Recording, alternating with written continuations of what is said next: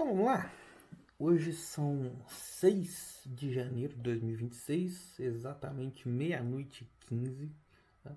Hoje a gente vai falar, terminei anteontem, não sei, a aula de os equipamentos de escavação, né? Escavação e carregamento. Então falei bastante sobre esse conteúdo. Não sei que dia que a aula vai sair, porque nós estamos com alguns problemas no computador aqui, mas depois a gente resolve, tá? Hoje eu vou focar em equipamentos de transporte, tá? Tanto o transporte em si quanto os auxiliares de transporte, tá? Eu já falei sobre perfuração e desmonte, então eu vou cumprir aí os quatro eixos, né? Sendo que auxiliares, que seria o quarto eixo, vai estar lá dentro da escavação, ou perfuração e desmonte. Então, escavação, transporte, auxiliares, perfuração e desmonte, os quatro eixos. Eu falei de perfuração e desmonte ontem e escavação, então juntei os dois. E os auxiliares de escavação eu já falei também. E hoje eu falo os de transporte e os auxiliares de transporte. Então vamos dividir a aula em duas partes só. Eu dividi em 3 mais 2 vai dar conta. Tá? Falei bastante ontem, mas ainda vou preparar uma aula. Eu deixei prometido ontem e vou reforçar aqui. Vou deixar uma aula preparada para antes de dimensionamento de bancadas, que é quando eu for falar de dimensionamento de bancadas e vou falar do dimensionamento de equipamentos, eu vou fazer uma aula mais específica de escavadeiras, carregadeiras e trator e caminhão. Vou mostrar todas as dimensões, ângulo, abrir manual de instrução, mostrar como que os fabricantes medem os veículos, tudo bonitinho, onde extrai as medidas para fazer os cálculos. Então vou fazer uma questão mais profunda. Tava revirando aqui, até achei um material legal aqui com umas fotos das escavadeiras, aí eu mostro mais detalhes, o que é cada peça, mas o que eu já falei na aula anterior já é o suficiente assim para ter uma boa noção de como que é a operação, uma boa noção de que é o equipamento, onde que ele se encaixa, para início de conversa já vai servir bastante, beleza? Eu vou buscar um café, porque tá muito frio aqui em Minas Gerais, né, e agora a gente tá de madrugada. Para vocês vai ser só um corte rápido, para mim vai demorar mais um pouquinho, beleza? Daqui a pouco eu tô de volta. Bom, então vamos lá. O que acontece? Equipamentos de transporte, tá? Basicamente, tudo que a gente usa dentro de mina no transporte, ou que a gente pelo menos percebe que é mais utilizado, é o caminhão, certo? É o equipamento que assim que a gente tem mais visualização do que gera o transporte de materiais. No entanto, tá? A gente tem alguns outros equipamentos que a gente utiliza para isso também. Nem sempre eles são autopropulsados, né? O caminhão ele tem o próprio motor, ele consegue se locomover, né? Nós temos, por exemplo, correia transportadora, que ela tem, né, um motor fixo em algum lugar, um motor geralmente elétrico, né? E aí, acima daquele motor, a gente tem uma, uma cama de roletes com rolamentos e uma borracha corre por cima desses rolamentos, onde, né, em cima dessa borracha vai aquele minério, aquele material que precisa ser transportado. E aí, né, os dois mais comuns de se verem são esses dois, correia e caminhão, tá? Mas não são os únicos, tá? Não é exclusividade desses dois equipamentos para transporte. São os mais comuns, mas não os únicos. No que diz respeito a transportes internos, né, o que você está falando de dentro da cava, dentro da mina, a gente pode ter ali, por exemplo, alguns outros equipamentos diferentes. Então, por exemplo, em mina subterrânea a gente vai ter o que a gente chama de shuttle car, né? Ou o que seria um caminhão, só que um caminhão extremamente achatadinho. Vai ser já um caminhão ali mais automatizado. Você pode ter um vagonete. Então, antigamente, eu tenho até aqui na cidade aqui, a gente tem uma réplica de um vagonete aqui. Réplica não, né? Na verdade, é o original. Que tinha na mina subterrânea que tem aqui. tá? Que tinha aqui, né? A mina fechou, a parte subterrânea fechou. Então, todo aquele vagonete entrava no túnel, né? Sob trilhos, literalmente um vagão, só que pequenininho. Cabia no máximo uma pessoa lá dentro e olha lá, né? Bem de cócoras, né? Bem fechadinho, você cabe uma pessoa ali dentro. É um equipamento com baixíssima produtividade. Mas para uma mina que é pequena, que é muito reduzida as suas dimensões, fazia sentido, tá? Então ele tinha lá na frente uma mini locomotiva com um motor pequenininho que arrastava ali 5, 6 vagonetes carregados, tirava o minério ali de dentro, deixava em algum lugar e voltava lá para dentro de novo para poder fazer uma nova retirada, tá? Tem algumas minas na China, que tá, minas de carvão, que utilizam locomotivas grandes, né?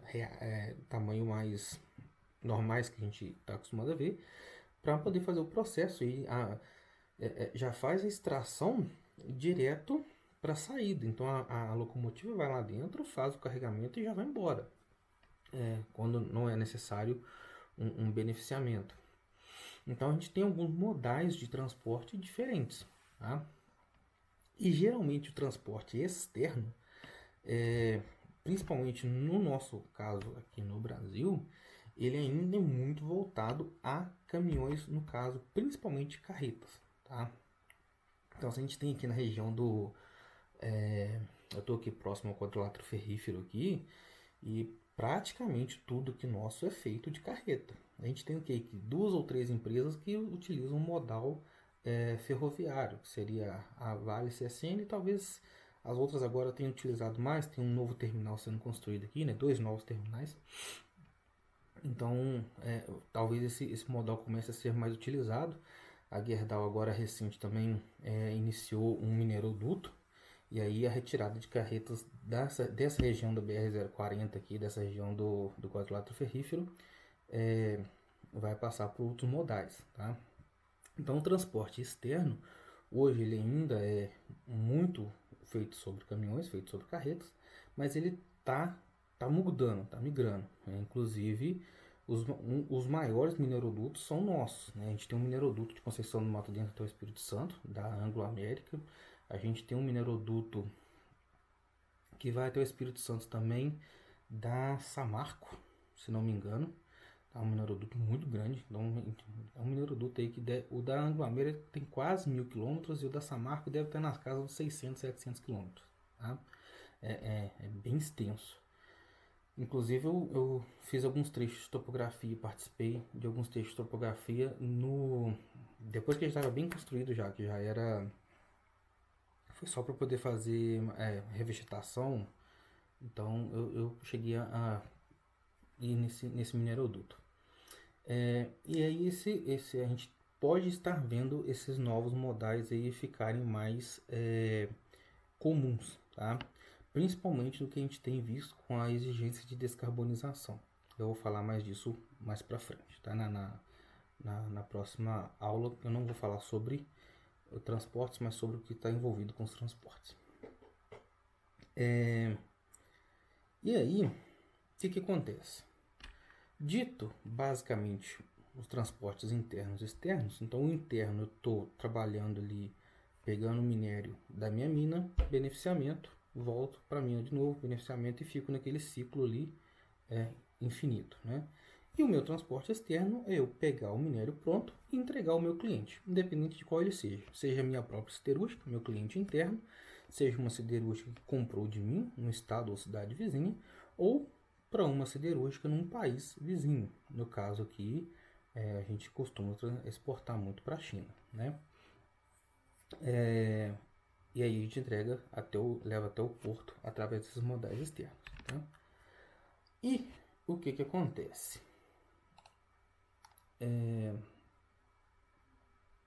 Como eu já falei, alguns dos mais comuns, tá?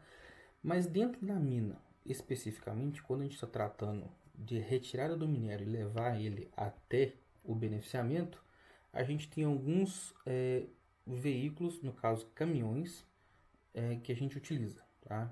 Eles não são iguais para todas as minas, não são iguais em todos os casos. Por que isso? Eu tenho variações de produção, eu tenho variações de várias características que vão fazer com que equipamentos diferentes, ferramentas diferentes, são utilizados para propósitos diferentes. Tá?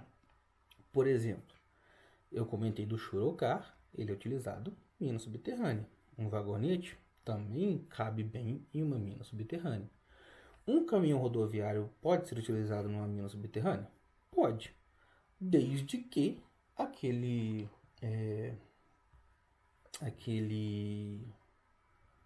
túnel, né, tenha capacidade suficiente, tenha altura suficiente para isso. Tem uma mina em Corumbá, se não me engano, no Mato Grosso, da Vale, que tem um porte bem grande e que carregadeiras e caminhões conseguem traficar lá dentro tranquilamente. Tá? Os fora de estrada, que é o que a gente mais vê falar, são caminhões aí que começam na casa dos 70, 80 toneladas e vão até 400 toneladas hoje. Né? Esse caminhão articulado que a gente apresenta aqui no slide é um caminhão que tem uma característica de ser altamente manobrável. Ele faz com curvas muito reduzidas, né? com um ângulo de ataque, com um ângulo de um raio, né? muito fechado. Então ele consegue trafegar em lugares que caminhões rodoviários provavelmente teriam que fazer 2, 3 manobras para fazer a mesma curva, né? Então a gente utiliza técnicas diferentes, equipamentos diferentes para realidades diferentes. Tá? Quando eu for falar sobre dimensões de mina, quando eu for falar sobre acessos, eu vou até falar um pouquinho sobre acessos na próxima aula, mas quando eu falar de dimensionamento de acessos mais especificamente, vocês vão ver que nem todo lugar dá para fazer acesso do mesmo tamanho. Tá? Eu lembro de uma pessoa comentando uma vez, não sei se isso é verdade, não vou falar o nome da empresa porque, né, comentários, e uma determinada empresa comprou um caminhão fora de estrada, desembarcou o caminhão, quando chegou lá, o caminhão não cabe aqui, a estrada é pequena. Quando foi fazer o estudo técnico para ver se dava para fazer uma estrada maior, não fazia sentido ter uma estrada com um caminhão daquele tamanho. Tá? Então, foi um caminhão que foi comprado para poder instigar, que iria aumentar a produção na mina, que iria aumentar a importância da cidade em que aquela mina estava instalada. Mas, na verdade, aquele caminhão estava completamente deslocado da realidade daquela mina. Tá? Então, esse caminhão rodoviário ele é muito semelhante a esse caminhão que a gente vê no dia a dia rodando. Tá? Tem que entender que é uma diferenciação. Carreta é aquele caminhão, né? Ele tem a parte frontal e a caçamba separada dele, né? Então ele faz aquele movimento que ele consegue praticamente virar um L, né? Ele parece uma minhoquinha ali. O caminhão rodoviário é aquele caminhão com a caçamba logo em cima do eixo dele, tá? É igual esse, bem semelhante a esse que está aparecendo no videozinho aí, mas com que bem mais baixo, altura normal. Esse caminhão é um caminhão que pode ser emplacado, pode rodar na rua, né? Ele vai ter ali o seu licenciamento, pode rodar em rodovia normal. Com geralmente a característica dos que são utilizados em mina, que ele tem um eixo direcional a mais, tá? E esse eixo direcional a mais geralmente faz com que, geralmente não, né? Faz com que ele aguente aí em torno de 5 a 10 toneladas a mais de carga, tá? Só que a custo de ser um caminhão que perde mobilidade na hora que está fazendo curvas. Então é um caminhão que tem muito mais dificuldade, precisa de um raio para poder fazer uma curva muito maior. Então, se ele não faz uma curva muito fechada, ele precisa de mais espaço. Tá? E aí, esse caminhão aí gira em torno a caçamba de 12, 13 metros cúbicos, carregando aí até 50 toneladas, geralmente 40 para não forçar demais, 30, 40 toneladas para não forçar, mas pode chegar a carregar 50 toneladas, tá? É importante lembrar que é o seguinte, o volume e o tanto de material que tem ali dentro, a quantidade que a gente vê, né? Volume, o tamanho. Estar com 12 metros cúbicos não significa que vai ter 50 toneladas lá. Quando a gente fala em empolamento, densidade de material, vocês vão perceber isso. Tá? Então, ele pode chegar a 50 toneladas e não ter os 12 metros cúbicos, né? Eu falei um pouquinho disso lá nas carregadeiras, quando eu falei sobre o fator de polamento, enchimento de caçamba e tal. E aí, geralmente eles têm o eixo traseiro, ele seria 8x2 e pode ser traçado, né, e ficar 4x8. Então ele não tem tração nas rodas dianteiras. Diferente do articulado, que pode ter tração na dianteira e na traseira e fica 4x4, tá? Ou 6x4. Um caminhãozinho da Volvo, ele é 6x4. Esse caminhãozinho articulado, ele aqui no Brasil eu acho que ele não é emplacado, ele é considerado fora de estrada, então é só off-road. Pode ser visto trabalhando aí próximos aí, né, a área residencial, alguma coisa assim, mas ele não tem tráfego livre, tá? Às vezes ele está fazendo um trabalho próximo ali, mas ele não tem liberdade para trafegar igual os veículos normalmente na nossa frota, tá? Não tem nada demais nesse veículo a não ser essa questão de ele ser articulado. Geralmente as capacidades de carga é a mesma do rodoviário. O único diferencial dele é que ele tem mais capacidade off-road por ter tração dianteira e tem muito mais capacidade de manobra por ter um ângulo, né, um raio de curva muito menor, tá? E aí ele consegue fazer curvas muito mais fechadas e eu consigo trabalhar, por exemplo, um acesso em zigue-zague com esse caminhão. Enquanto um rodoviário, muito provavelmente, eu vou ter que ter um acesso helicoidal. Em um zigue-zague ele vai ter muita dificuldade, ou então eu vou ter que ter uma praça de manobra muito grande. Praça de manobra grande, acesso grande, significa que eu tenho menos minério lá embaixo. Quando a gente falar de dimensionamento de cava e sequenciamento de cava, vocês vão ver que isso vai impactar bastante, tá?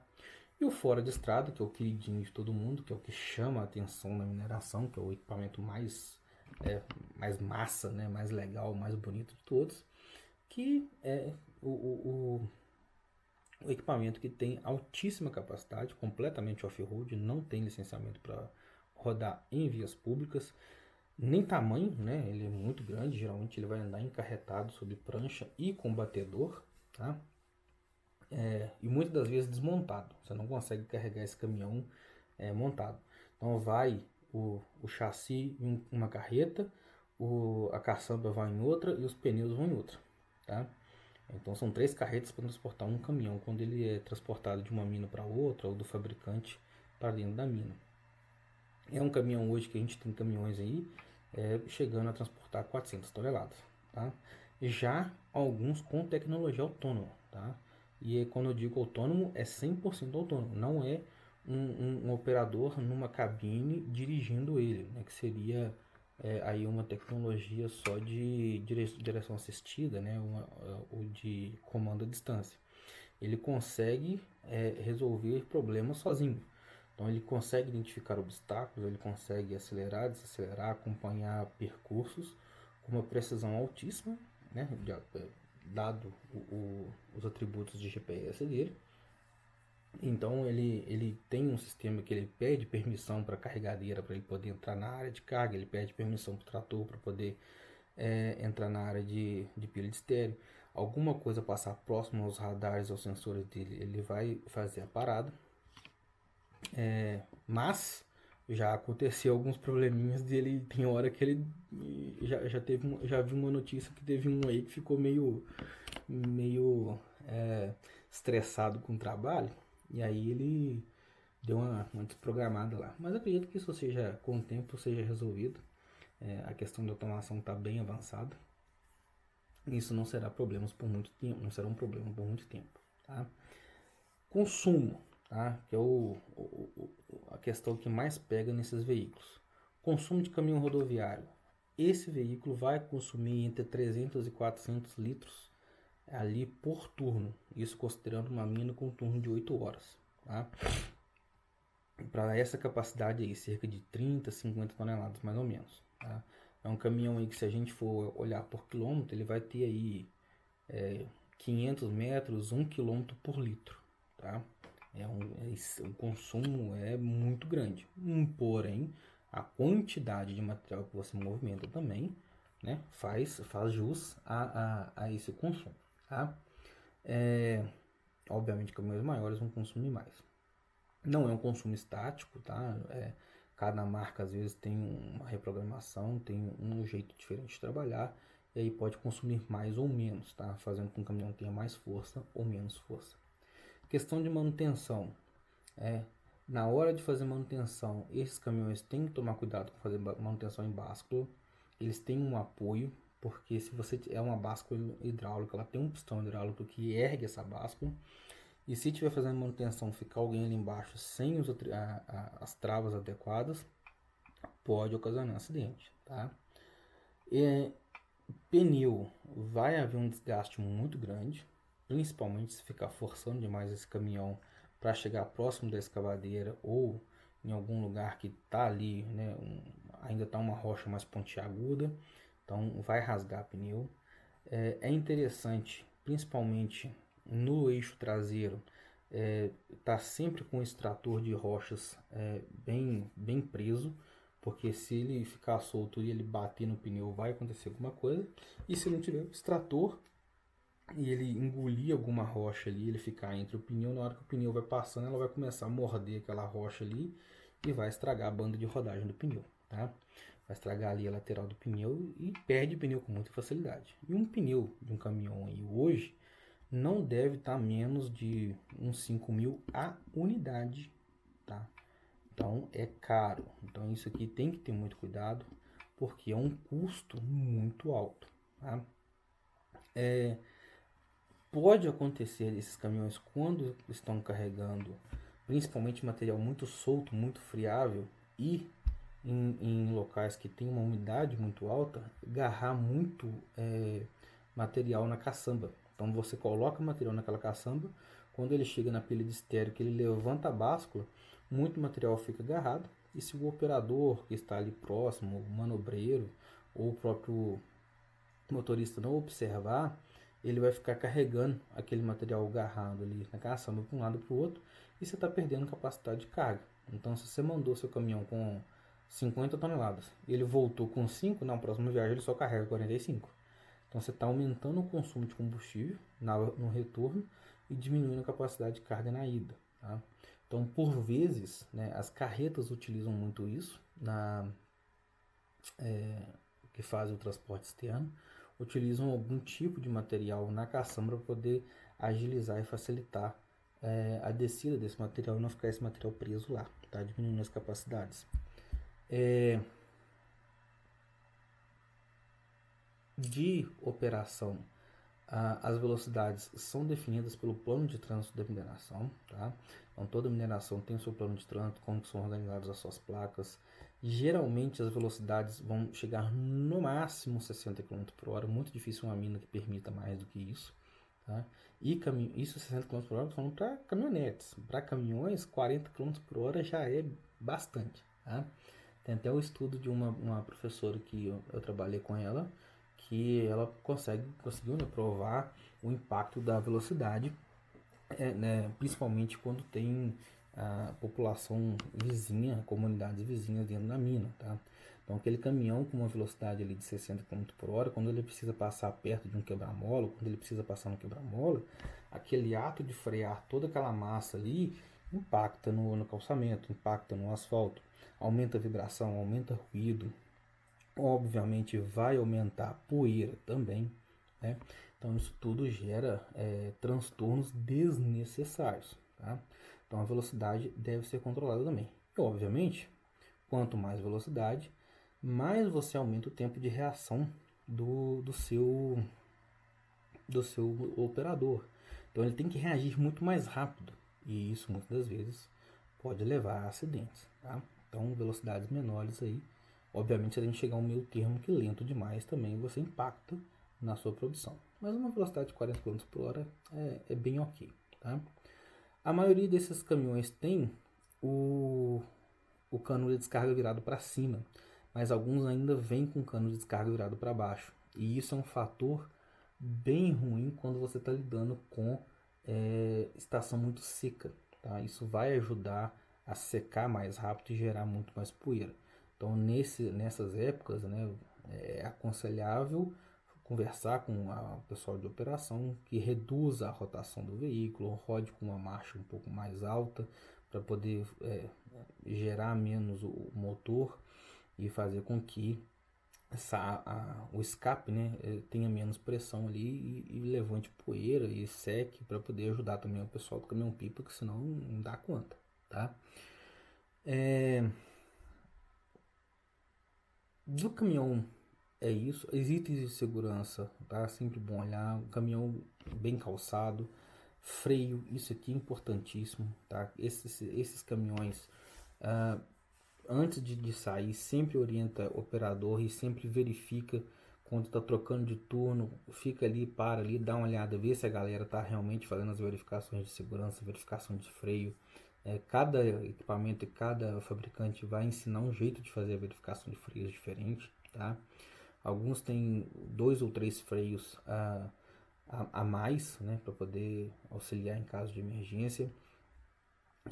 O uso do freio motor também é indicado, reduz o consumo de combustível e ajuda bastante a desgastar menos as lonas de freio, né, que é o freio principal do veículo. E, acima de tudo, mas não menos importante, tá, é questão operacional de visibilidade. Tá? Esses equipamentos são altos e a visibilidade no entorno é muito baixa. Tá? Então é importante que comunica, não para veículo nenhum perto, não fica perto desses veículos, porque o operador ele não vai te enxergar. Tá? Além disso, acho que é só isso. Não tem muito mais o que falar desse do rodoviário. Se eu lembrar de mais alguma coisa, eu pego e falo de acordo com o que eu for lembrando. Dito isso sobre os caminhões rodoviários, a gente segue para os nossos queridíssimos caminhões fora de estrada, tá? O articulado vai ser a mesma coisa do fora de estrada, tá? Com a única diferença daquela que eu falei, que ele é mais manobrável, tá? Obviamente, configurações específicas aí é com os operadores. A gente precisa entender, né? Eu sempre prezo por esse entendimento do técnico de mineração para ele conversar com o operador e entender o que está acontecendo. Tá? A nossa função é executar a função de produção. A gente precisa que o produto, né, que o minério seja extraído. A forma, a gente consegue definir forma de cava, a gente consegue definir traçado de estrada, a gente consegue definir várias coisas. Mas o dia a dia de operação desses veículos é, né, com os operadores.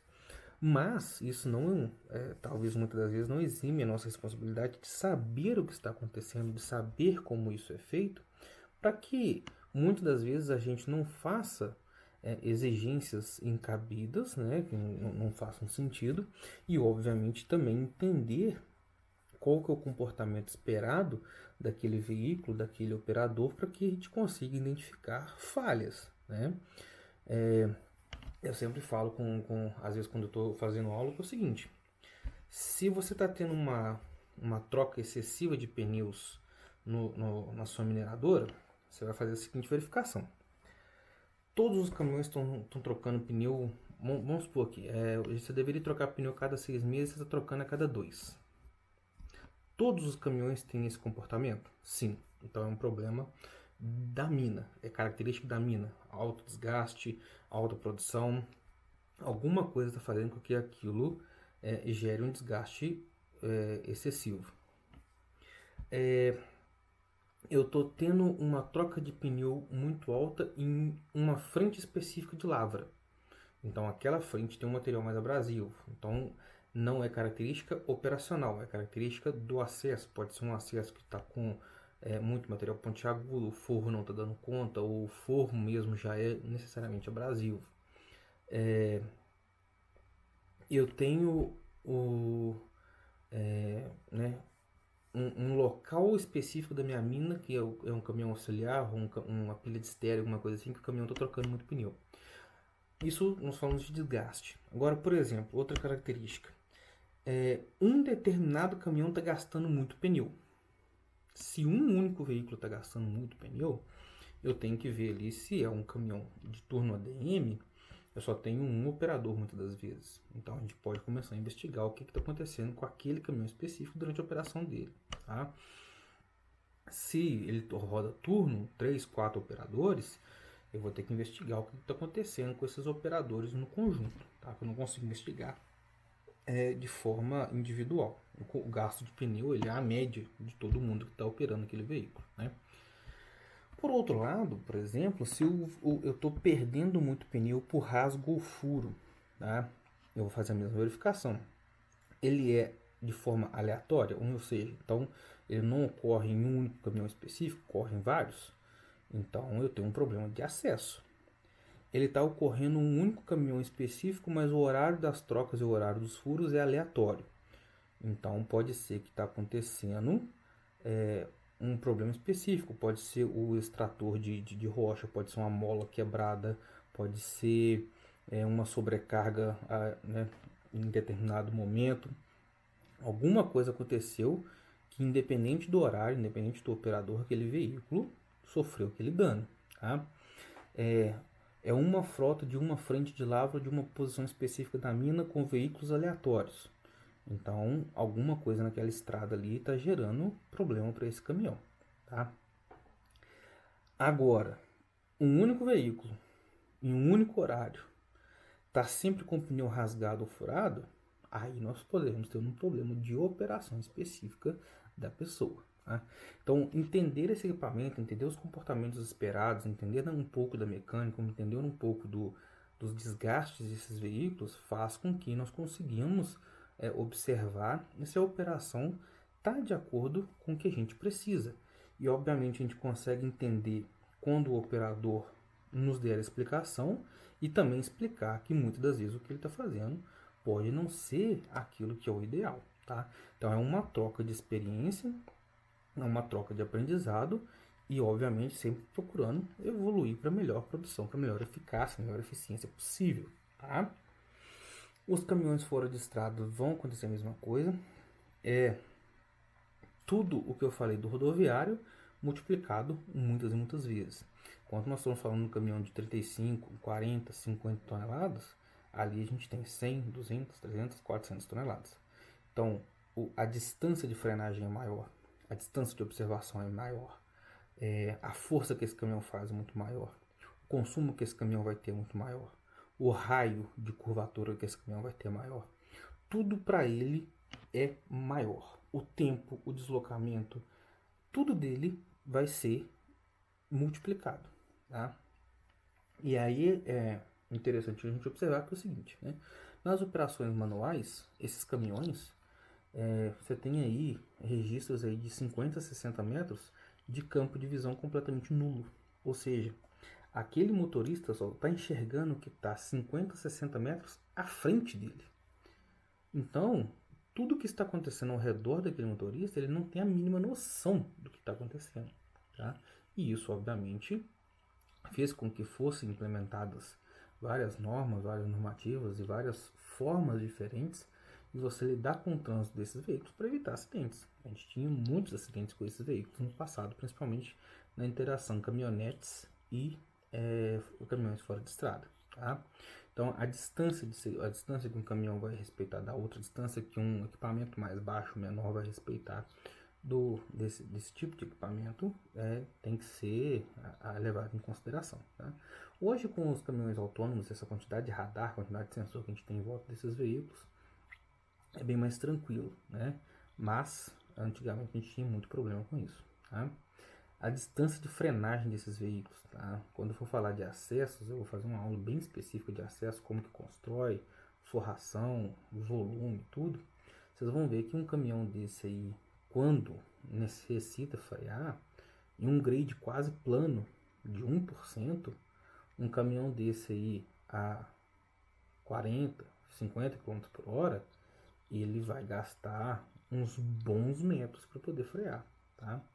Num grade não muito inclinado, cerca de 8%, um pouquinho inclinado, mas cerca de 8%, um caminhão desse aí a 10 km por hora pode chegar a gastar quase 70, 100 metros para poder frear.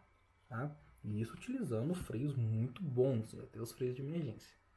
Então, isso tudo deve ser levado em consideração, por isso que, obviamente, velocidades menores devem ser levadas, devem ser estudadas para poder evitar acidentes, tá? Essas marcas que eu coloquei são algumas das marcas, não são todas, tá? As mais vistas, né, as mais famosas são Caterpillar, né, para veículos fora de estrada, pelo menos aqui no Brasil, né, eu pelo menos sempre cresci muito ouvindo da Caterpillar. Agora, a Liugong e a Sunny estão vindo bem fortes no nosso mercado aqui, tá? Já tenho visto bastante caminhões dessas duas marcas aqui na região, em algumas minas comprando, tá? Scania e Volvo é muito comum para caminhões rodoviários e carretas, tá? Liebherr, Hitachi, Komatsu a gente vê bem menos, mas também são fabricantes, tá? A Caterpillar também é muito famosa nos Estados Unidos, até ela é de lá, né? A Volvo é europeia. Hitachi e Komatsu, se não me engano, são asiáticas, mas não lembro de qual país, certo? Para caminhões de transporte, é isso, tá? Então, todas essas questões de operação devem ser observadas, devem ser levadas em consideração, tá? E aí, a gente tem o seguinte: outros modais de transporte que podem ser utilizados na mineração, tá? Isso independente se é transporte interno ou externo da mina, tá? Eu tô falando no geral. O elevador, muito utilizado para minas subterrâneas, vocês não vão ver isso utilizado em mina a céu aberto, bem mais complicado, muitas das vezes nem é necessário, tá? Então ele vai ser mais específico para uso em mina subterrânea. Vai ter baixa produção, não tem o que fazer, é um equipamento que, para isso, quanto mais peso ele vai içar, ele vai precisar de um cabo de aço mais resistente, e quanto mais resistente é o cabo de aço, mais pesado é o próprio cabo de aço, e ele tem que levar em consideração que ele está carregando o próprio peso do cabo de aço, o próprio peso da gaiola e o peso de produção. Então ele entra naquela fórmula igual do combustível de foguete. Quanto mais carga você precisa, mais combustível você gasta, e quanto mais combustível você tem, maior é o peso que precisa de mais combustível. Então é uma equação bem que te joga no mato às vezes, né? Há de se lembrar que o cabo de aço, enquanto ele está sendo utilizado, ele vai ser esticado, tá? E vez ou outra você tem que retirar um pedaço desse cabo de aço, fazer um corte, para poder avaliar se ele está adequado ainda para a operação, e ele vai ter o tempo de troca dele, tá? E para você ter uma ideia, quando esse cabo de aço é cortado para poder fazer esse teste, ele é colocado em um sistema de freios, que utiliza freios de caminhão, e quando você corta, ele começa a girar numa velocidade absurda e precisa ser freado. Se você cortasse aquele cabo de aço solto, sem essa técnica, né, de acordo com o que ele vai esticando, ele também vai torcendo, e na hora que ele distorce, ele solta de uma vez. Por isso que ele, quando arrebenta, gera aquele som tão alto. E isso poderia machucar muita gente, tá? Não tem muito o que falar, é um equipamento muito simples, a operação dele, é uma operação totalmente vertical, a 90 graus, tá? Mas pode haver, às vezes, o vagonete puxado a cabo também, tá? Então ele vai ter uma operação mais inclinada, mas não a 90 graus. E aí você coloca o cabo de aço nesse vagonete, e ao invés de você movimentar ele com uma locomotiva própria, que exigiria uma inclinação muito mais suave, né, você consegue fazer com que ele supere inclinações maiores. Dentro de minas subterrâneas isso, tá? Minas céu aberto é muito pouco visto.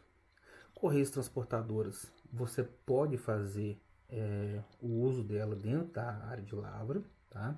Obviamente, as minas de hoje em dia, as minas mais antigas, tá? Principalmente o que a gente tem aqui, né, na região de Minas Gerais, que é o que eu conheço melhor, seriam equipamentos complicados de se ter, tá? Porque são minas muito profundas. Então a gente tem mina aqui que tem 10, 12 taludes de profundidade, seja de quase 120 metros de profundidade, do ponto mais alto ao ponto mais baixo. Então esse tipo de equipamento você teria que ter um sequenciamento de cava pensado para ele, para que um dos lados daquela mina fosse definitivamente aberto, ou que tivesse um acesso em inclinação máxima, né? Uma correia transportadora, a inclinação dela deve dar 18 graus mais ou menos hoje em dia. Ou, né, se você fizesse algum outro tipo de roda de caçamba, talvez para poder subir com esse material. Porque se você coloca uma inclinação muito íngreme, ela começa a voltar o material para trás. E ainda, para uma profundidade tão grande, é difícil você avançar com esse vão. Então, se você tivesse, né, igual está aqui na imagem aqui, um dos lados completamente aberto, você consegue fazer a saída para frente dessa correia. Só que isso aumenta, obviamente, a quantidade de estéreo que você tira. E no longo prazo você tem que pensar se isso vale a pena e sequenciar essa cabo para esse método de transporte. Então, hoje a gente tem os equipamentos se adequando à mina, né? Ou antigamente a gente tinha os equipamentos se adequando à mina. Então, nesse caso aqui, você teria que fazer a sua mina se adequar ao seu equipamento quase. Então, tudo seria voltado para esse equipamento, obviamente sempre procurando o custo-benefício. Talvez você teria um custo de minerar maior, porém com o benefício de ter um equipamento muito eficiente, com um transporte muito rápido e de certa forma com um custo de energia barato de transporte. Né? Você está consumindo energia elétrica ao invés de diesel. Apesar de o rolete, a parte de borracha desse equipamento ser bem carinho de trocar e é bem enjoadinha a manutenção. Você tem problemas ali com que ela saia do eixo, então se ela começar a ficar um pouquinho torta para um lado, um pouquinho torta para o outro, você tem que fazer um alinhamento dela para que ela não saia e não rasgue, tá? Você pode às vezes no chute de transferência, né, na transferência de uma correia para outra, na hora que ela está ali em cima, se cai uma rocha mais pontiaguda, ela fica travada, ela vai rasgar aquela correia de fora a fora. Isso custa muito caro, tá?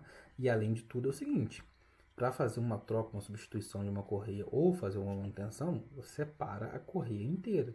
E se você só tem uma correia operando, aquela ali é a sua linha vital de suprimento. Então, quando ela para toda a sua produção. E ter duas talvez custe muito caro. Eu não sei se o S11D da Vale, lá no Pará? No projeto da Vale lá. Eu não sei se ele ainda é truckless, tá? Mas ele tinha a proposta inicial de ser totalmente sem caminhões. Era 100% correia transportadora. Tá? Eu não sei se hoje ainda tá. Não cheguei a levantar essa informação antes de fazer o vídeo. Mas ele tinha a proposta de ser completamente feito por correia transportadora. Mas lá deve ter o que? 20, 30 metros de profundidade hoje, desde quando começou o projeto. As minas aqui em Minas Gerais são bem mais profundas que isso. Então lá consegue ter por um bom tempo esse tipo de modal como transporte. Tá? Ele é raso, então você ainda tem no horizonte, você ainda consegue observar a sua usina de beneficiamento. Ainda não aprofundou o suficiente para que você comece a ter grandes ângulos, grandes altitudes para poder vencer, tá? E mesmo que consiga até ali nos seus 60, 70 metros, talvez ainda compense. Depois, quando ficar mais profundo, aí talvez tenha que mudar o modal, tá? E isso também, obviamente, influencia quando você vai fazer a sua mina, tá? Quanto mais profundo fica o minério, né, igual a gente está vendo essa imagem aí, então aquela área que está amarelinha ali embaixo ali, já é uma área que está muito profunda. Não compensa mais eu alargar a minha mina aqui em cima, tirar tanto estéreo e ir lá embaixo buscar esse minério. Porque além de eu tirar muito estéreo, eu tenho que fazer com que o meu caminhão desça uma profundidade muito grande. Tem uma mina de diamantes na Rússia e uma no Alasca. Ambas com profundidades próximas a 1 km de profundidade, tá? Os caminhões demoram em torno de 1 hora para descer, 1 hora para subir. Tá? Então, a produção de um caminhão em um turno é 2 viagens. Um turno de 8 horas, talvez 3, 4 viagens. Tá? E aí você gasta muito caminhão, porque o caminhão ele não está parado lá embaixo esperando, ele está descendo, ele está o tempo inteiro andando. Então você tem que colocar ali um número de caminhões muito grande para suprir a produção. E isso custa dinheiro para aquisição e manutenção. Um caminhão fora de estrada aí deve consumir mais ou menos uns 1.000 litros a cada hora, eu acho que não é besteira falar isso tudo não. Então 300 toneladas deve consumir em torno disso. É um monstro gigantesco. O tanque de combustível em um caminhão desse é absurdo. A válvula de carregamento de um caminhão desse para combustível é muito grande, tá? E isso, obviamente, impacta nos custos da sua mina. Você ficar com o caminhão 1 hora descendo vazio, para depois ele ficar 1 hora voltando cheio, né? Isso é um impacto muito agressivo. E isso pode fazer com que você tenha que trocar o modal para algo subterrâneo, tá? Não trocar, né? O modal não, trocar o tipo de mina para algo subterrâneo. Aí o tipo de mina que vai ser subterrâneo, aí tem vários. Depois a gente vai tratar disso. E obviamente trocando para mina subterrânea, você vai trocar o modal de transporte, tá? O teleférico é pouco usado aqui no Brasil, não é muito comum. Eu sei de apenas uma mina que utiliza na região aqui de Belo Horizonte. Tem uma mina da Anglo Gold que utiliza um teleférico. Estava até parado, acho que voltou recentemente agora. Tá?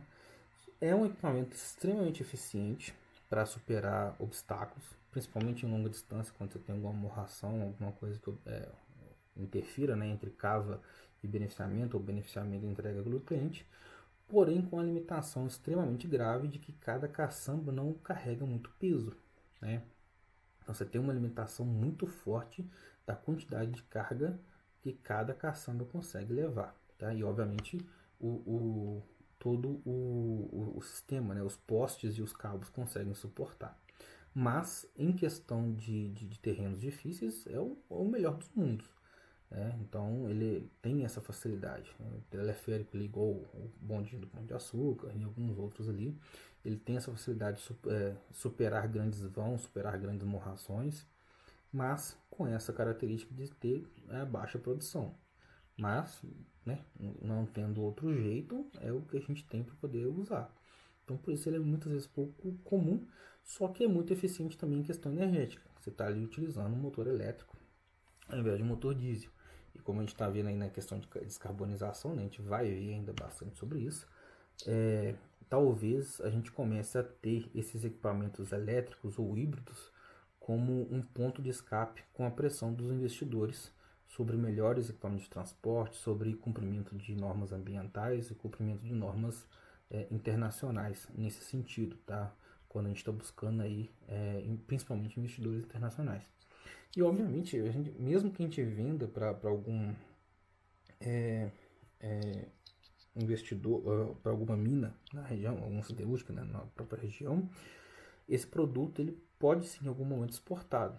E aí você faz o rastreio do início ao fim, da origem até a entrega desse produto para saber como que ele foi produzido.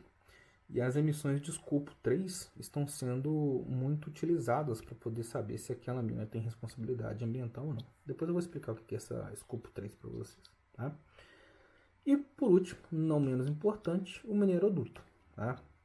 Esse aí, obviamente, vai ser mais utilizado na transferência externa da mina, com o produto já preparado para a sua área de deposição final.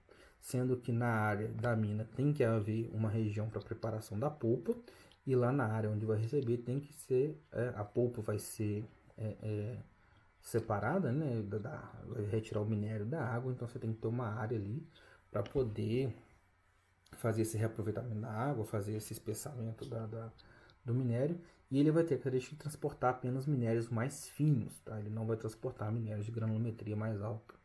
Então, geralmente é muito utilizado para transportar o que a gente chama de pele de feed, que é um minério de altíssima qualidade, né, com um teor de ferro bem alto e muito, muito fino.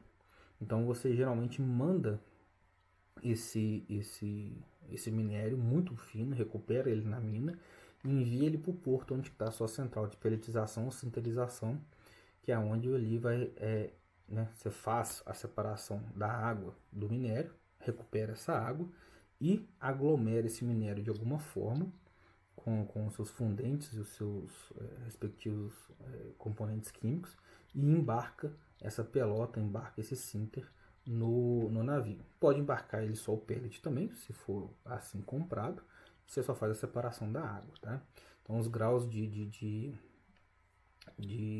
umidade aí são extremamente importantes na hora de transferir. Ele tem que estar na umidade correta, a quantidade de água correta para fazer a transferência, para não sofrer nenhum embuchamento, nenhum travamento, tá? Existem várias estações de bombeamento ao longo do mineroduto. E você tem que ter essas duas centrais de preparação. A que vai preparar a polpa e injetar água e a que vai fazer o espessamento e retirar essa água. Tá? E tem também alguns sensores que tanto vão manter a pressão, analisar a pressão. E tem um maiorzinho que a gente chama de PIG, que ele vai fazer, ele vai percorrer, é como se fosse uma minhoquinha, ele vai percorrer o túnel todo do mineroduto, todo o duto, né, do mineroduto, fazendo várias verificações de espessura, de resistência física, resistência mecânica, para saber se ele está em dias e se ele está apto para continuar operando, se precisa de alguma manutenção e em que ponto ele precisa de manutenção, verificando rachaduras, soldas e várias outras coisas. Tá? É um modal mais externo. O teleférico pode ser tanto interno quanto externo. A correia também pode ser externa, tá? Aqui em Minas Gerais a gente tem algumas correias que transportam de uma mina para outra. Então, às vezes, se não me engano, tem uma que sai de uma mina da Samarco, da Vale, e vai para uma mina vizinha, tá? E lá é a usina de beneficiamento. Ela transporta o minério ainda sem processamento para dentro da unidade de tratamento de minérios, tá? Faz essa, então você tem uma pilha pulmão antes, né? O caminhão traz da mina, para em algum lugar e descarrega em cima dessa correia transportadora e ela transfere para uma mina vizinha onde que está a unidade de tratamento de minérios. É mais fácil do que transportar de caminhão, porque a distância é um pouco maior, tá? Então você passa na estrada assim e a correia transportadora passa por cima de você, todo encapsulado bonitinho para não ter perigo de fuga de poeira, material abrasivo e obviamente também quando chove essa correia acumula muita água, aumenta o peso, então ela é coberta para evitar esse tipo de problema, tá? É muito importante e interessante estudar a parte de volumétrica de cones, que é a formação quando essa correia despeja, né? Ela vai formar um cone ali de acúmulo de material. Então, você saber a altura desse cone, saber quanto de material vai ficar guardado, a área que esse cone exige, de acordo com o ângulo de repouso do material que você está trabalhando. Quando você estiver chovendo, que esse material começar a cair com muita umidade, aquilo ali vai alterar a resistência mecânica daquele cone, daquele material, e isso pode acarretar em algum acidente, alguma coisa na região ali. Tá? E isso aqui, dentro da NR, correia transportadora não é brinquedo, tá? Ela tem que ter o sistema de travamento, parada de emergência dela, tem todo tem todo descrito, né, dentro da NR como que ela vai funcionar. A NR12 está aí para isso aí, beleza? Já houveram muitos acidentes com correia transportadora no passado e não são acidentes bonitos, são acidentes bem feios, tá? É um equipamento muito eficiente, mas que tem o seu cuidado. Não dá para brincar com ele, não. Fechado?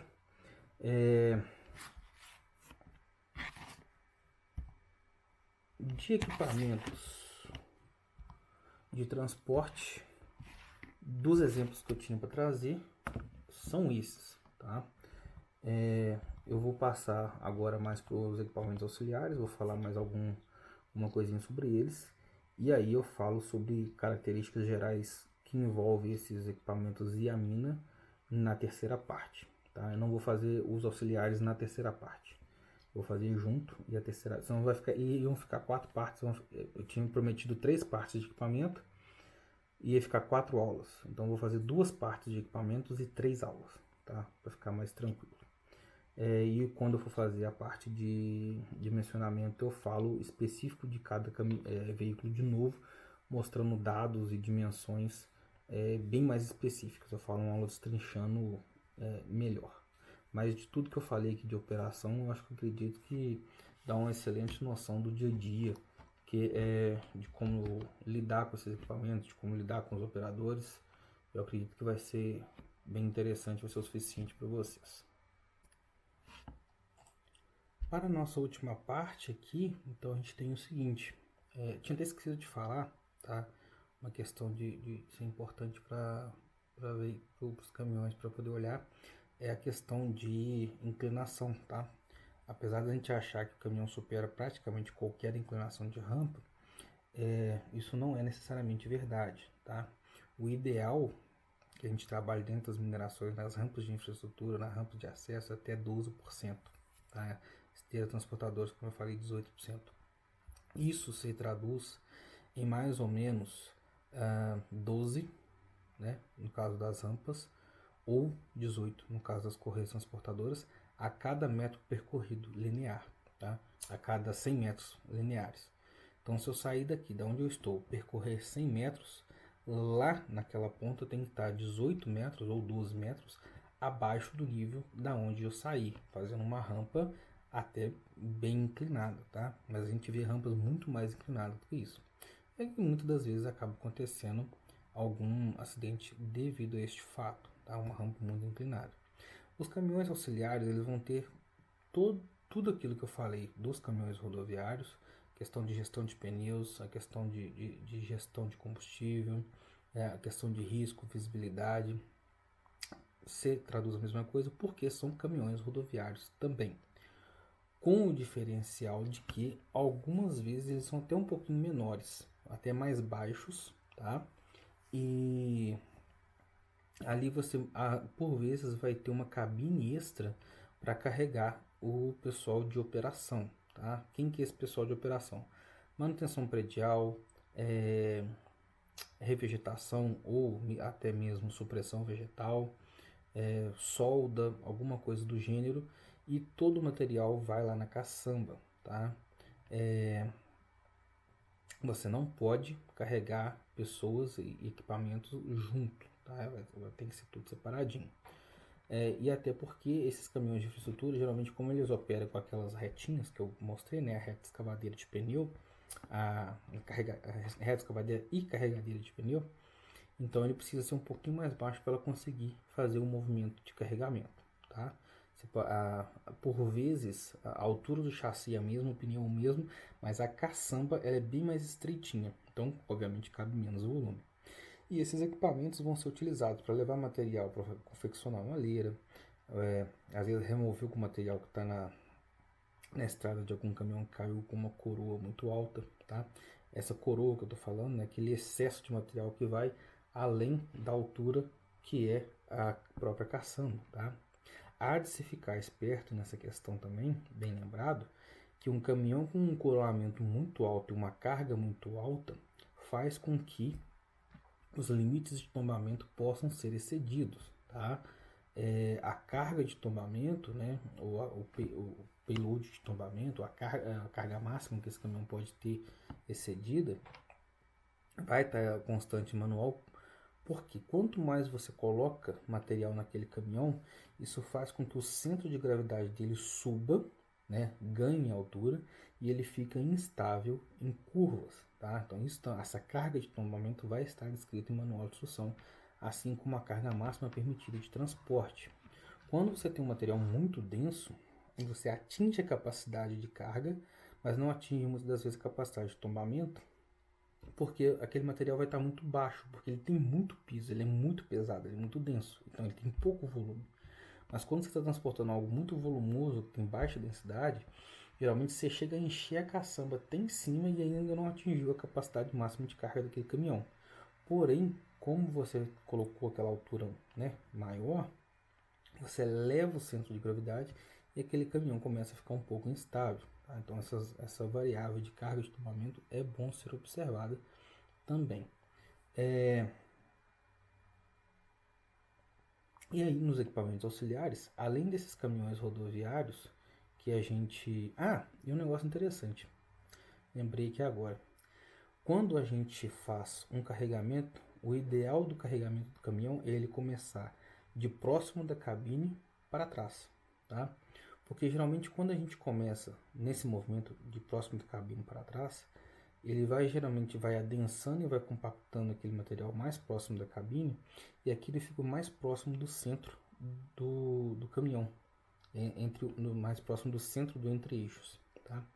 Porque se você fizer o contrário e começar de trás para frente, há a tendência de acumular material um pouquinho mais na traseira e o caminhão ergue à frente, mesmo que levemente, muitas das vezes não chega a erguer de empinar.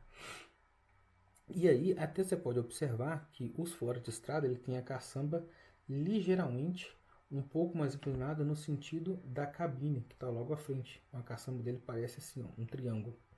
Isso faz com que o material se acumule mais aqui e evite rotacionar o eixo do chassi do caminhão, tá? Por dois motivos. Uma, obviamente, empinar, e outra, quando a frente fica mais leve, ele fica com mais dificuldade de fazer curvas, e isso aumenta o raio de giro, ou então, por vezes, você vai ter que fazer muita manobra para conseguir fazer curvas com esse caminhão, para fazer manobras, balizas, seja lá o que for que seja necessário fazer com esse caminhão, tá? E eu falo isso, estou falando isso mais porque os caminhões que operam na parte auxiliar de mina, eles vão enfrentar condições muito mais adversas que os caminhões de mina propriamente ditos. Porque o caminhão de mina, ele tem a patrol, ele tem carregadeira, ele tem tudo ali para poder preparar um acesso dentro daquilo que é normal das normas. O caminhão de auxiliar, ou caminhão auxiliar muitas vezes, ele vai sair por áreas externas da mina que não estão preparadas necessariamente para receber um caminhão dentro das normas. É uma estrada normal que foi aberta daquele jeito que está lá e pronto, tá? Então, todos esses cuidados devem ser observados, além de observar no caminhão de mina, também nos auxiliares, tá? E um outro caminhão auxiliar que é muito utilizado na mineradora é o caminhão pipa, tá? Esse aqui a gente não pode ficar sem ele de jeito maneira, tá? Esse caminhão aqui é quem vai fazer a aspersão de toda a água e vai manter o solo, né? Vai manter os níveis de poeira mais baixos, tá? A quantidade de caminhões pipas que você vai ter pode ser realizada por tonelada deslocada de material, tá? Ou por área de cobertura de acesso. Então você pega aquele caminhão ali, vê quanto que ele cobre de acesso em cada passada, mede o tempo mais ou menos de quanto tempo aquele material demorou para evaporar com a passagem, a movimentação normal de caminhões, e aí você sabe quantos caminhões você precisa, tá? Eu até esqueci de falar isso na escavadeira, mas eu vou falar quando eu vou fazer o dimensionamento. Para você dimensionar uma escavadeira, você vai fazer de acordo com quantos metros quadrados ela consegue operar por hora, o volume ela consegue carregar por hora. Uma autoniveladora, a mesma coisa, você vai ver ali a largura da lâmina, a velocidade média dela durante a operação de raspagem, e aí você sabe quantos metros ou quilômetros ela faz por hora, você mede quantos quilômetros de acesso você tem, você descobre quantas motoniveladoras você precisaria no mínimo ter dentro da sua mina para poder conseguir atender de forma bem adequada durante o seu ano de produção, tá? Trator, a mesma coisa. E aí é o seguinte, só que o que é crítico aqui no caminhão pipa? O tempo de enchimento, tá? Então o ideal é que a fonte de água que alimenta esses caminhões esteja o mais próximo possível da mina. Algumas vezes, quando a mina atinge o lençol freático, a gente vê as bombas extraindo a água de fundo de cava e a gente utiliza essa água para dentro desses caminhões pipas para fazer a aspersão. Isso ajuda, minimiza pelo menos o tempo de deslocamento até a bomba para poder carregar. Mas quando isso não é possível e a fonte de carregamento é mais distante, então você ainda tem o tempo de carregamento e tem o tempo de deslocamento até chegar na mina, tá? E isso obviamente aumenta a necessidade de mais caminhões. E esses caminhões são essenciais quando a gente está muito próximo de comunidades vizinhas e quando a gente tem carreta passando, transitando. Então eu tenho alguns exemplos aqui de regiões próximas à cidade aqui, que eu tenho a mineradora e entre a mineradora e a siderúrgica você tem uma estrada de terra aí de cerca de 20, 30 quilômetros mais ou menos, e é de terra, tá? Então durante esses 20, 30 quilômetros o caminhão-pipa tem que estar ali o tempo inteiro diminuindo essa quantidade de poeira, porque senão a população daquela região não aguenta, tá? Então isso acaba criando uma condição acessória daquela mina, acaba criando uma responsabilidade acessória que você não tem que cuidar só dentro da saúde da sua mina, dentro da saúde dos seus trabalhadores, da poeira dentro da sua mina. Você tem que cuidar fora também. Isso aumenta custo e, obviamente, nós não estamos colocando preço aqui na questão da saúde, tá? Só estou falando que isso vai aumentar o custo inerente à sua vontade. Mas que, além de tudo, você ainda vai ter que ter um cuidado muito maior, porque isso pode gerar paralisação das suas atividades. Então, esse caminhão-pipa externo atendendo essa comunidade, atendendo essa população, ele vai ter que estar com a disponibilidade muito maior até que muitas das vezes da sua própria mina. Tá? E até ter um caminhão reserva que quando ele parar, você vai acabar tendo problemas de parar suas atividades, porque você não vai deixar a carreta passando ali, gerando poeira na casa do seu vizinho. Tá? Até uma mina recente que a gente fez uma visita técnica, ela estava com um problema de caminhão-pipa e ela teve que contratar urgentemente, arrendar um caminhão. Era um caminhão até bem velhinho, mas era o que eles tinham, tá? Para poder ajudar na aspersão, porque não podia ficar sem, senão acaba que a atividade ia parar. E a gente observou que a estrada da população vizinha estava mais bem umectada, né? Tinha mais umidade e menos propensão à poeira do que a própria estrada da mina, tá? Quando a gente chegou lá, bateu uma ventania lá, mas subiu um poeirão danado. Mas na estrada, quando a gente veio no ônibus, no carro, não tinha poeira, tá? Então, esses dois veículos, né, tanto o caminhão caçamba auxiliar quanto o veículo, o pipa, né, e principalmente o pipa, apesar de a gente ter a aspersão fixa, tá, ela serve para acessos que são mais fixos, que não vão mudar ao longo de 2, 5, 10 anos. Para os acessos dentro da cava que mudam frequentemente, as frentes de lava que mudam frequentemente, acesso umectação fixa, né, aspersão fixa talvez não seja vantajoso, tá? Além de problemas de bombeamento, vazamento, rompimento de tubo, é preferível o próprio caminhão-pipa. E na área externa também a gente pode ocorrer algum problema com vandalismo, tá? Então é preferível utilizar o caminhão. De equipamentos auxiliares para transporte, eu ainda tenho que falar o seguinte: tem dois equipamentos que eu ainda não falei e que podem estar aqui, né, ajudando nessa área, que seria, né, o vagonete. Eu já falei que ele está na parte de transporte, eu comentei um pouco sobre. Os trens, carretas, eu já comentei sobre também. Mas as caminhonetes que a gente muitas das vezes ignora, tá? A caminhonete e caminhoneta tem diferença, tá? A caminhonete seria mais o UV e a caminhoneta é aquela que carrega a pessoa e a cabine onde está a pessoa e a caçamba em locais diferentes, tá? Por vezes a gente fala uma coisa só, mas tem diferença dentro do código de trânsito, tá? Esses veículos são, né, a ponta de lança do transporte de pessoal dentro de uma mineradora, tá?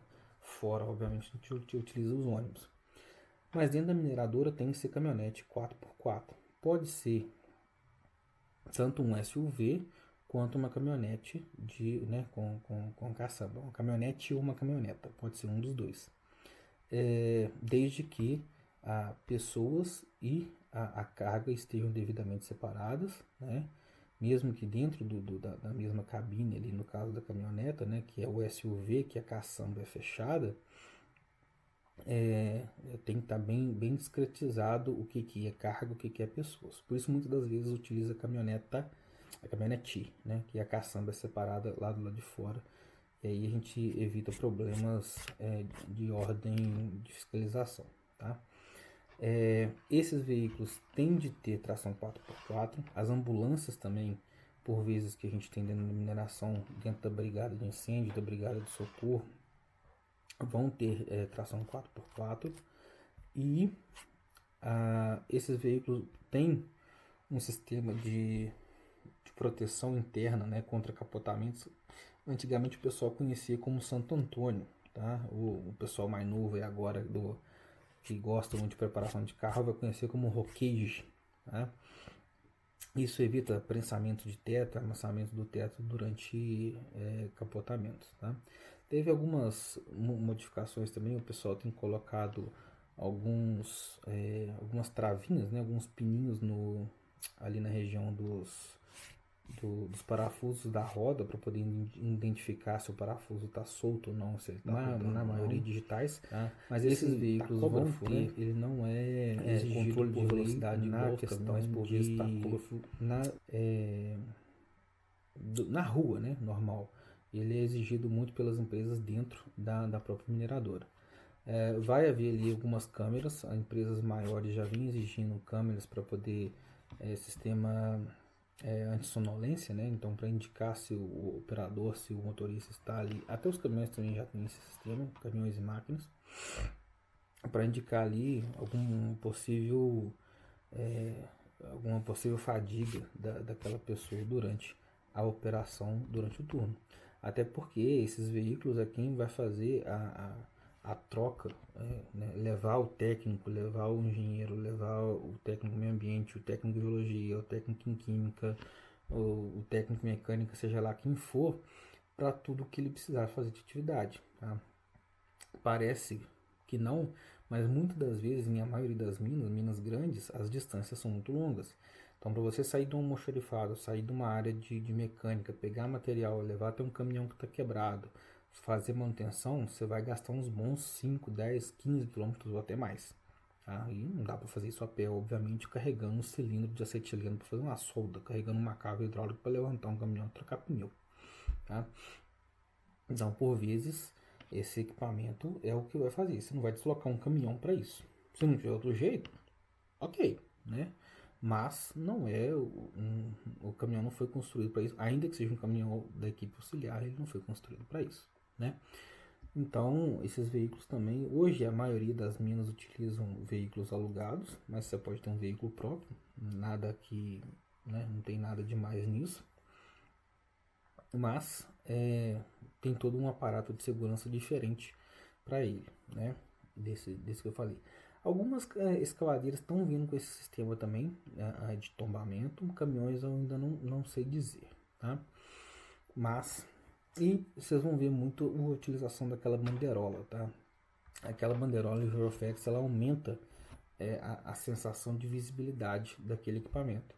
Então, um caminhão consegue ver aquela caminhonete com a banderola, o giroflex, tudo aquilo ali aumenta a sinalização para a identificação daquele veículo dentro de uma área de carregamento, dentro de uma pista de rolamento, beleza? Os cuidados, né? Sempre o mesmo, velocidade baixa, isso aí, não necessariamente por experiência própria, mas por experiência de direção. Quando está em época de chuva, barro, a estrada fica escorregadia. Então, se você pisar um pouquinho mais, ela vai distracionar a traseira e você vai rodar com a caminhonete se você não tiver muita experiência, tá? Então, tem que ir mais na maciota, mais de boinha, na hora que você pegar uma curva.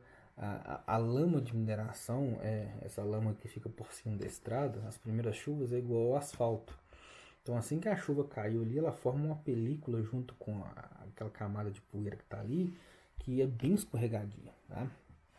Então, se você não tiver muita maldade de direção ali, vai mais devagarinho, porque você pode sofrer um acidente. E outra, barro, quando você catou no freio, você pode virar a direção para o lado que você quiser, que você virou passageiro, tá? É igual cascalho. Então, essas maldades, assim, tem alguns cursos de algumas empresas exigem, na Vale, se não me engano, é Hack 2 que chama. E aí você tem um treinamento específico para direção de veículos dentro dessas mineradoras, que vai indicar placa, sinalização, vai indicar esses pormenores que eu estou falando de velocidade, comportamento de veículo, comportamento de estacionamento, né? Estacionar sempre de frente, não de ré, para evitar ponto cego na hora que você estiver partindo com o veículo, e várias outras verificações, checklist, tá? Então tome cuidado com o seu veículo, olhe direitinho o óleo, olhe a água, né? Se não tem experiência com isso, peça mecânico. Verificação de luzes, se está tudo ok para você operar, principalmente se você está operando à noite. Então a visibilidade de seta, luz de freio, luz de ré, lanternas, porque isso faz diferença. Né? Operar em mina à noite é basicamente você operar na roça. Então, quando você pega seu carro e sai numa estrada de madrugada, uma estrada de roça de chão, é a mesma coisa. Ninguém está te enxergando, não tem nada em volta. É só o seu farol, é aquilo ali que você tem de orientação. Por mais que muitas das minas pareçam muito iluminadas, tem muitos faróis, né, muitos veículos operando o tempo inteiro, mas é a mesma coisa que você operar numa BR, numa estrada à noite, né? É bem escuro e você tem que ter algumas reações diferentes. Quanto a animais, pode acontecer também, tá? Algum animal passar na sua frente ali. Você tem que lembrar que você está no meio do nada, no meio do habitat de alguma coisa ali, tá? De veículos, por enquanto eu acredito que é isso. Já deu para passar bastante coisa, tá? Na terceira parte eu vou falar da questão de bem rasa de dimensionamento, tá? Características de mina, características de acesso que vão fazer a escolha de um ou outro equipamento. Depois eu vou gerar uma aula específica só de acesso, uma aula específica só de dimensionamento, como eu já falei. E vou falar um pouquinho também agora na terceira parte sobre descarbonização, um pouquinho sobre segurança NR12, tá? E vou mostrar as referências de material que eu utilizo aqui quando eu vou fazer essas aulas, né, mais extensas, e até essa aqui mesmo que eu peguei para fazer a parte mais básica, tá? O resto é a experiência do dia a dia, é observando equipamentos e conversando com o operador, conversando com o mecânico. Então essa interação dia a dia faz diferença quando você quer, né, buscar um profissionalismo e melhorar a sua operação. O pessoal tem utilizado o termo de inovação aberta, né? Então, quando você quer buscar, você não chama, por exemplo, né, não desmerecendo a profissão, obviamente, um pedreiro para dar pitaco numa operação de, sei lá, uma cozinha industrial. Como que você vai fazer uma coxinha, beleza? Mas você consegue chamar um técnico em químico, um engenheiro químico, você vai chamar um engenheiro de alimentos, você vai chamar um nutricionista.